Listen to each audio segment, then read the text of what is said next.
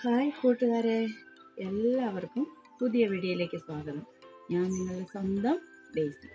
അപ്പോൾ ഇന്നിവിടെ എന്താ കാട്ടിക്കൂട്ടാൻ പോണെന്നല്ലേ? പാവയ്ക്ക, പച്ചപ്പാവയ്ക്ക. നമുക്കിതിനെ ഒന്ന് തോരൻ വെച്ചാലോ? ഇതിൻ്റെ കൂട്ടത്തിലേ ഞാനൊരു ടിപ്പ് ചെയ്യുന്നുണ്ടേ. അത് നമുക്ക് വഴിയെ കാണാം കേട്ടോ. എല്ലാവർക്കും ഒരു ടിപ്പ് പറഞ്ഞു കൊടുക്കാം. പാവയ്ക്കയുടെ കയ്പ്പ് കുറയും. ചിലവർക്ക് പാവയ്ക്ക കയ്പാന്നും പറഞ്ഞ് തിന്നാതൊക്കെ ഇരിക്കൂലേ. അപ്പോൾ അത് ചെയ്ത് കഴിയുമ്പോൾ പാവയ്ക്കുള്ള കയ്പിൽ നിന്നും കുറച്ച് കയ്പ്പ് കുറയും. അപ്പോൾ നമുക്ക് ഈ പാവയ്ക്ക ഒന്ന് തോരൻ വെക്കാം. തോരൻ വെക്കുന്ന കൂടുതലാണ് കേട്ടോ അത് കാണിക്കുന്നത്. അപ്പോൾ നമുക്ക് ഇതൊന്ന് തോരൻ വെച്ച് നോക്കിയാലോ? എല്ലാവർക്കും അറിയാവുന്ന കാര്യമാണ്, എങ്കിലും എൻ്റെ രീതിയിൽ ഞാനിത് തോരൻ വെക്കുന്നത് നിങ്ങളെ കാണിച്ചു തരാം. സിമ്പിളാട്ടോ. ഞാനെല്ലാ തോരനും സിമ്പിളായിട്ട് തന്നെ വെക്കുന്നത്. പെട്ടെന്ന് എല്ലാവർക്കും വെക്കണ്ടേ. അതുകൊണ്ട് നമുക്കിന്ന് ഈ പാവയ്ക്കേനയും കൊണ്ട് ഒരു തോരൻ ഉണ്ടാക്കുന്ന വീഡിയോ കാണാം. അപ്പോൾ വാ നമുക്ക് പോയാലോ? തോരൻ വെച്ച് കാണിക്കാം, വാ. അപ്പോൾ നമ്മൾ ഈ പാവയ്ക്കേനെ കഴുകി വൃത്തിയാക്കിയെടുത്ത് അതിൻ്റെ ഉള്ളിലെ കുരുവൊക്കെ കളഞ്ഞിട്ടുണ്ട്. അത് നമുക്ക് തോരൻ വെക്കാനായിട്ട് ഇങ്ങനെ നമുക്ക് കൊത്തി അരിഞ്ഞെടുക്കാം. കൊത്തി അരിയുന്ന എങ്ങനെയാ? ഇങ്ങനെ ഞാനിപ്പോൾ കൊത്തി എത്ര ഇങ്ങനെ അരിയട്ടെ. അരിഞ്ഞ് കഴിയുമ്പോൾ കൊത്തി അങ്ങ് അരിയും, അല്ലാണ്ട് മുഴുവൻ ആദ്യമേ കൊത്തി വെച്ചിട്ടല്ല അരിയുന്നത്. ഇങ്ങനെ അരിഞ്ഞുകൊണ്ടിരിക്കുന്നതിൻ്റെ ഇടയ്ക്ക് ഇങ്ങനെ കൊത്തി അരിയണം. ഉണ്ടോ? ഇങ്ങനെ കൊത്തിയിട്ട് ഇങ്ങനെ അരിഞ്ഞ് കനം കുറച്ച് ഇങ്ങനെ അരിഞ്ഞെടുക്കണം. ഒരുപോലെ വെന്ത് കിട്ടണമെങ്കിൽ. ഞാൻ കൊത്തിയ കൈക്കെട്ടും കിട്ടും. ഇങ്ങനെ കൊത്തി അരിയണം.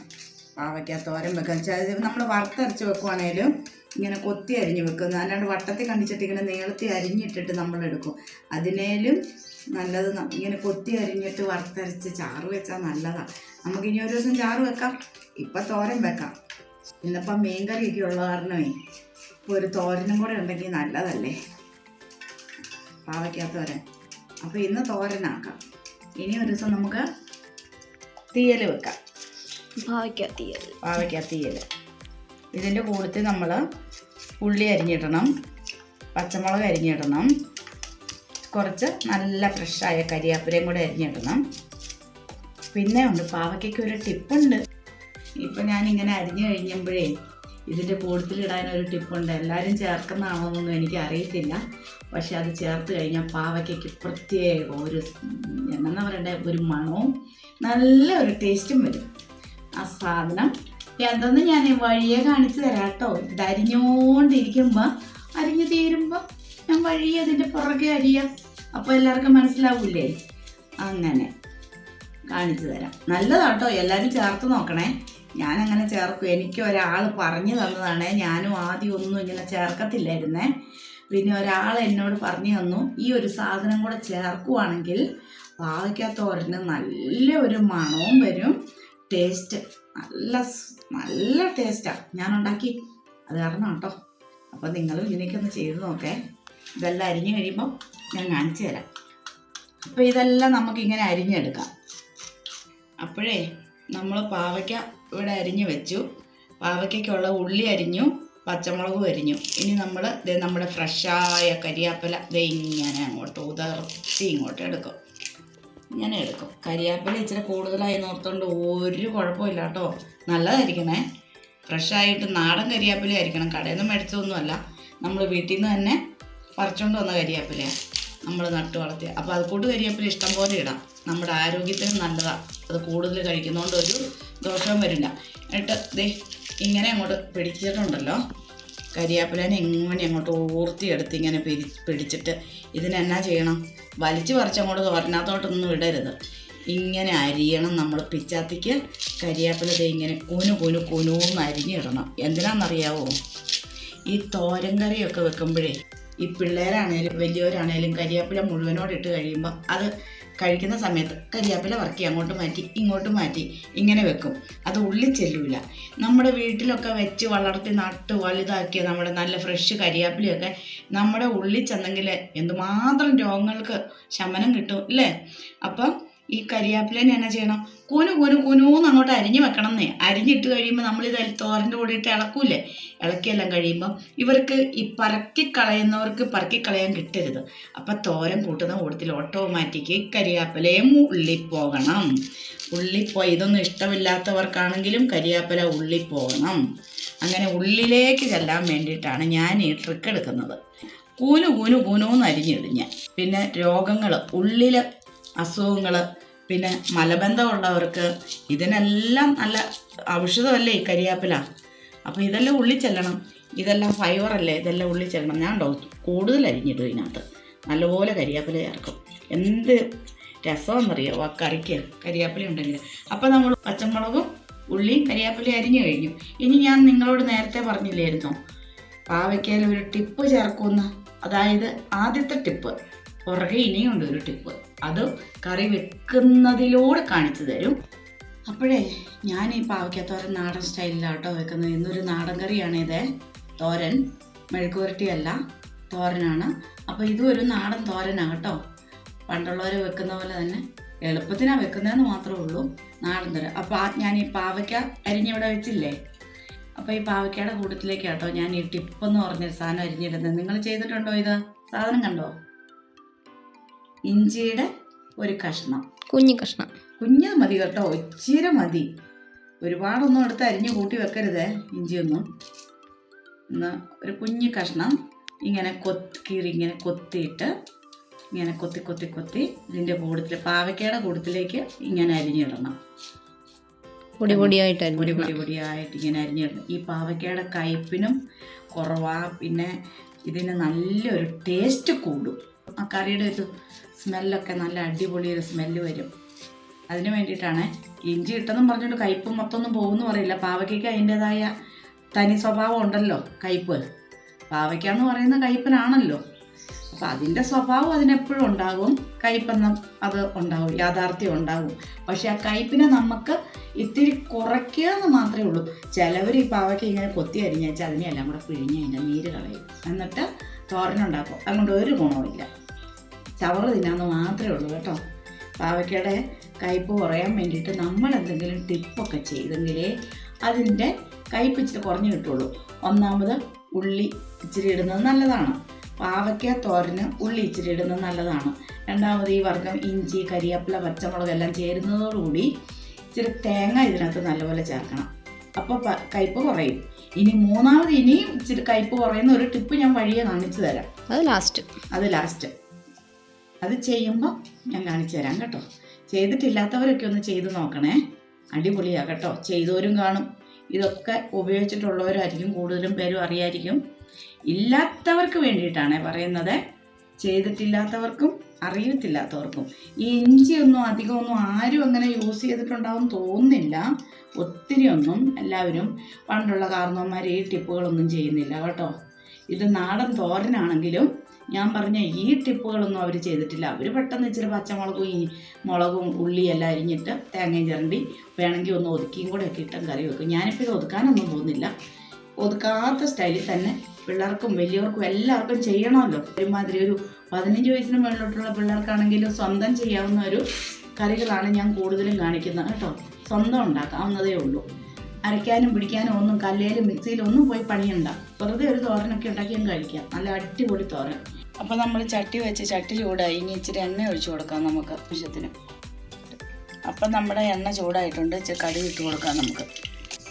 അപ്പോൾ നമ്മൾ കടുക് പൊട്ടി നമ്മൾ ഉള്ളിയും പച്ചമുളകും കരിയാപ്പിലയും എല്ലാം കൂടെ അരിഞ്ഞ് വെച്ചിരിക്കുന്നത് ഇട്ട് വഴറ്റി കൊടുക്കാം. നമുക്ക് ചെറുതായിട്ടൊന്ന് വഴറ്റിയെടുക്കാം. എന്നിട്ട് നമുക്ക് പാവയ്ക്ക ഇട്ട് കൊടുക്കാം. അപ്പോൾ നമ്മുടെ പാവയ്ക്ക ഇട്ട് കൊടുക്കാം. നമ്മുടെ ഇഞ്ചിയൊക്കെ ഇട്ട പാവയ്ക്ക ഇട്ട് കൊടുക്കാം. അതിൻ്റെ കൂട്ടത്തിൽ നമുക്ക് അതിനാവശ്യത്തിനുള്ള ഉപ്പും കൂടെ ഇട്ട് കൊടുക്കാം. ഒരു ഇച്ചിരി മഞ്ഞൾപ്പൊടി. ഈ പാവയ്ക്കൊക്കെ നമ്മൾ കടയിൽ നിന്നൊക്കെ മേടിക്കുന്നതായത് കാരണം വിഷാംശമൊന്നും ഇല്ലാതിരിക്കാൻ വേണ്ടിയിട്ടാണ് ഒരിത്തിരി മഞ്ഞൾപ്പൊടി ചേർക്കുന്നത്. നമ്മൾ വീട്ടിൽ നട്ടു വളർത്തിയ പാവയ്ക്കയാണെങ്കിൽ നമ്മൾ ഈ മഞ്ഞൾപ്പൊടി ചേർക്കണമെന്ന് നിർബന്ധമൊന്നുമില്ല. അപ്പോൾ ഇങ്ങനെയുള്ളത് കാരണം ഒരിച്ചിരി മഞ്ഞൾപ്പൊടിയും കൂടി ചേർത്തു. അപ്പോൾ പാവയ്ക്ക തോരൻ വെച്ച് കഴിയുമ്പോൾ തന്നെ ചെയ്യുന്നറിയാവോ? അത് കാരണം പാവയ്ക്ക തോരൻ വെച്ച് കഴിയുമ്പോൾ ഒരു ലൈറ്റ് മഞ്ഞ കളർ വരും. ശരിക്കും നമ്മുടെ വീടുകളിലൊക്കെ അമ്മച്ചിമാരൊക്കെ ഉണ്ടാക്കുമ്പോൾ എങ്ങനെയാണെന്നറിയാമോ, പാവയ്ക്കത്തോരൻ നല്ല വൈറ്റ് കളറിലിരിക്കും. അതാ കാണാൻ ഭംഗിയേ. ഇതൊരു ലൈറ്റ് മഞ്ഞ കളറായിരിക്കും. കാരണം കടയിൽ നിന്ന് മേടിക്കുന്ന പാവയ്ക്ക എപ്പോഴും നമ്മൾ ഉപ്പ് വെള്ളത്തിനകത്തൊക്കെ ഇട്ട് അല്ലെങ്കിൽ മഞ്ഞൾ പൊടി ഇട്ട് വെള്ളത്തിലൊക്കെ ഇട്ട് ഒരു അരമണിക്കൂർ വെച്ചതിന് ശേഷമാണ് നമ്മൾ കഴുകി പറക്കിയെടുത്ത് ഇത് അരിഞ്ഞ് പറക്കിയെടുക്കുന്നത്. കടയിൽ നിന്നൊക്കെ മേടിക്കുമ്പോൾ എപ്പോഴും വിഷാംശം ചേർന്നതല്ലേ നമുക്ക് പച്ചക്കറികൾക്ക് കിട്ടത്തുള്ളൂ. നമ്മളതുപോലെ കഴുകി വൃത്തിയാക്കിയൊക്കെ ഉപയോഗിക്കണം. അങ്ങനെ വീട്ടിലുണ്ടാകുന്നതാണെങ്കിൽ നമുക്ക് ധൈര്യപൂർവ്വം എല്ലാം എന്ത് വേണേലും ചെയ്യാം. നമുക്ക് ഇനി കുറച്ച് പാവലൊക്കെ നട്ട് വെക്കണം, സമയമായി എല്ലാത്തിൻ്റെ. അപ്പം നമ്മളിനി ഇതിൻ്റെ കൂട്ടത്തിൽ ഇച്ചിരി തേങ്ങയും കൂടി ഇട്ട് കൊടുക്കുക കേട്ടോ. തേങ്ങ ഇങ്ങനെ നമ്മൾ കൈക്ക് ഇങ്ങനെ ഞെരടി അങ്ങോട്ട് ചേർത്താൽ മതി. ഒതുക്കണമെന്നൊന്നുമില്ല. പച്ചമുളകും ഉള്ളിയും കരിയാപ്പിലയും ഇഞ്ചി എല്ലാം നമ്മൾ ഇതിനകത്ത് ചേർത്തിട്ടുണ്ട്. ഈ പാവയ്ക്ക് ഇച്ചിരി തേങ്ങ കൂടുതൽ വേണേ. കൈ കൊണ്ട് ഇങ്ങനെ അങ്ങ് ഞെരടി അങ്ങ് ചേർത്താൽ മതി, ഇങ്ങനെ കൈ കൊണ്ട്. അപ്പോൾ അത് കറക്റ്റായിട്ട് വരും. ഇനി നമ്മൾ തീ കുറച്ചിട്ട് നമ്മൾ മൂടി വെച്ച് വേവിക്കണം. ഇതിൻ്റെ ആവിയിൽ ഇത് വെന്ത് വരണം. പിന്നെ ഈ പാവയ്ക്ക തോരനത്തിനകത്തോട്ട് വെള്ളം ഒന്നും ചേർക്കരുത്. വെള്ളം ചേർത്താൽ കയ്പ്പ് പിന്നെയും കൂടത്തേ ഉള്ളൂ. ഇത് ആവിയിൽ ഇങ്ങനെ ഇരുന്ന് വെന്ത് വരണം. ചെറു തീയിൽ വെന്ത് വന്നു കഴിയുമ്പോൾ നമുക്ക് ഇളക്കി തോർത്തിയെടുക്കാം. അപ്പോൾ നമുക്ക് ഇതിനൊന്ന് ഇളക്കിയിട്ട് കൊടുക്കാം. ഇനി അപ്പോൾ നമ്മുടെ പാവയ്ക്കേനെ ഒന്ന് ഇളക്കിയിട്ട് കൊടുക്കാം. കണ്ടോ, അടിപൊളിയായിട്ട് തോർന്ന് വരുന്നത് കണ്ടോ. അപ്പം നമ്മുടെ പാവയ്ക്കത്തോരൻ റെഡി ആയിട്ടുണ്ട്. ഇനി അവസാനമായിട്ട് ഞാൻ പറഞ്ഞില്ലേ ഒരു ടിപ്പ്, പാവയ്ക്കയുടെ കയ്പ്പ് കുറയ്ക്കാൻ വേണ്ടിയിട്ട് ഇതിനെയല്ല ഇങ്ങനെ അങ്ങോട്ട് നീക്കി വെക്കണം. എന്നിട്ട് ഇവിടെ ഇങ്ങനെ സ്ഥലം ഉണ്ടാക്കി വെച്ച് നമുക്ക് എന്ത് ചെയ്യണം, മുട്ടേനെ കൊത്തി ഒഴിക്കാൻ പോവാം.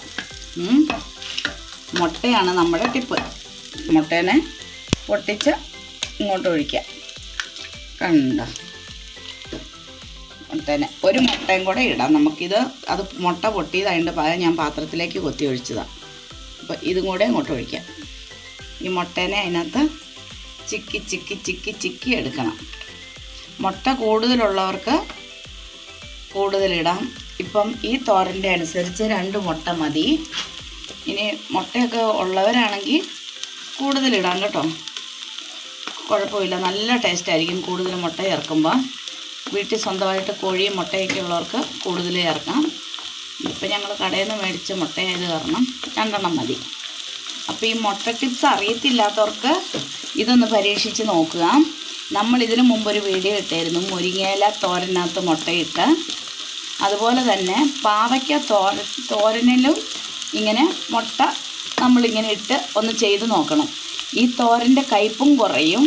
ഈ തോരനൊരു പ്രത്യേക ടേസ്റ്റ് വരും. പറഞ്ഞറിയിക്കാൻ മേലാത്ത ഒരു ടേസ്റ്റാണത്. ഇതിനകത്ത് ഞാൻ ഇഞ്ചിയൊക്കെ ചേർത്തിട്ടില്ലേ, അപ്പോൾ അതൊക്കെ ഭയങ്കര ഒരു ടേസ്റ്റാണ് വരുന്നത്. ഇത് വേകുമ്പോൾ നല്ല അടിപൊളി മണവും. അപ്പോൾ ഇങ്ങനെ മുട്ടേനെ ഇളക്കി ചിക്കി ഇളക്കിയെടുക്കുക. തോർത്തി കൊണ്ടുവരിക. എന്നിട്ട് പാവയ്ക്കയായിട്ട് നമ്മളത് മിക്സ് ചെയ്തെടുക്കും. അത് കഴിയുമ്പോൾ നമ്മുടെ തോരൻ ഇവിടെ റെഡിയാകും. അപ്പോൾ അതേ നമ്മൾ ആ മുട്ടേനെ എല്ലാം ചിക്കിയെടുത്ത് ഇനി പാവയ്ക്കയുടെ കൂടത്തിൽ യോജിപ്പിക്കുകയാണ്. കണ്ടോ, അടിപൊളി പാവയ്ക്കയും മുട്ടയുടെയും ഒരു കോമ്പിനേഷൻ. ഭയങ്കര ടേസ്റ്റിയാട്ടോ, ഹെൽത്തിയാണേ. ഇത് നല്ല ഹെൽത്തി കറിയാണ്, തോരനാണ്, ടേസ്റ്റിയാണ്, ഹെൽത്തിയാണ്. അപ്പോൾ ഇത് ചെയ്തിട്ടില്ലാത്തവരൊന്ന് ട്രൈ ചെയ്ത് നോക്കിയിട്ട് നിങ്ങൾ കമൻ്റ് അറിയിക്കണം കേട്ടോ. ഇതൊക്കെ നല്ല നാടൻ കറികളിൽ പെടുന്ന ഒരു ടിപ്സാണ്. ഇതെല്ലാം നാടൻ കറിയാണ്. ഇത് നമ്മൾ വെള്ളത്തിലിട്ട് വേവിച്ച കറികളൊന്നുമല്ല. ഒരു തുള്ളി എണ്ണ ഒഴിച്ചിട്ട് അതിനകത്ത് ആവി കയറ്റി വേവിച്ച് എടുക്കുന്ന കറികളാണ് ഇതൊക്കെ. നാടൻ കറികളാണ് നമ്മുടെ പാവയ്ക്ക തോരൻ. അപ്പോൾ ഈ രീതി തോരൻ വെക്കാത്തവരാരെങ്കിലും ഉണ്ടെങ്കിൽ ഇതും ഒന്ന് ട്രൈ ചെയ്ത് നോക്കുക കേട്ടോ, അടിപൊളിയാണേ. അപ്പോൾ ദേ നമ്മുടെ ഇവിടെ ഇന്നത്തെ പാവയ്ക്ക തോരൻ റെഡിയായി കേട്ടോ. നമ്മുടെ മുട്ട ഇട്ട പാവയ്ക്ക തോരൻ. ഇത് ചെയ്തിട്ടില്ലാത്തവരൊന്ന് ചെയ്ത് നോക്കണേ. നല്ല അടിപൊളി കറിയാണ് കേട്ടോ. കണ്ടോ, തോരൻ അടിപൊളിയായിട്ട് വന്നിട്ടുണ്ട്. ഉപ്പും എരിവും എല്ലാം പാകത്തിന് നല്ല അടിപൊളി കറിയാണ് ഇത്. നല്ല കഞ്ഞിയുടെ കൂട്ടത്തിൽ കുടിക്കാനും നല്ലതാണ്. കഞ്ഞിക്ക് ഈ തോരൻ കറി കൂട്ടി ഇനിയൊരു ഉണക്കമീൻ ഫ്രൈയോ പച്ചമീൻ ഫ്രൈയോ എന്തെങ്കിലും ഒരു ഫ്രൈ ഉണ്ടെങ്കിൽ ഒരു ചമ്മന്തി ആണേലും മതി. നല്ല അടിപൊളിയായിട്ട് കഞ്ഞിയായിട്ട് കുടിക്കാൻ നല്ലൊരു കറിയാണ്, തോരനാണിത്. പിന്നെ ചോറിൻ്റെ കൂട്ടത്തിലും ആകാം. ചോറിൻ്റെ കൂട്ടത്തിലും നല്ല അടിപൊളിയായിട്ട് സൈഡ് ഡിഷ് നല്ലതാണ്. ഒരു മീൻകറിയൊക്കെ ഉണ്ടെങ്കിൽ സൈഡ് ഡിഷായിട്ട് കൂട്ടാൻ നല്ലതാണ് കേട്ടോ. അപ്പോൾ എല്ലാവരും ഇതൊന്ന് ട്രൈ ചെയ്യണേ. അപ്പം ഞങ്ങളുടെ ഈ തോരൻ കറിക്ക് വേണ്ടിയിട്ട് നിങ്ങളെല്ലാവരും ഒരു ലൈക്ക് ചെയ്യണം, ഷെയർ ചെയ്യണം, സബ്സ്ക്രൈബ് ചെയ്യണം, കമൻറ്റ് ചെയ്യണം. പിന്നെ ഞങ്ങൾക്കെല്ലാവരും സപ്പോർട്ട് ചെയ്യുക. ഞങ്ങളുടെ വീഡിയോ ഒന്ന് ഷെയർ ചെയ്യുക. പിന്നെ ഞങ്ങൾ ഇനിയൊരു വീഡിയോയുമായി വേറൊരു വിഭവമായി വരുന്നത് വരെ എല്ലാവർക്കും ടാറ്റാ, ബൈ ബൈ.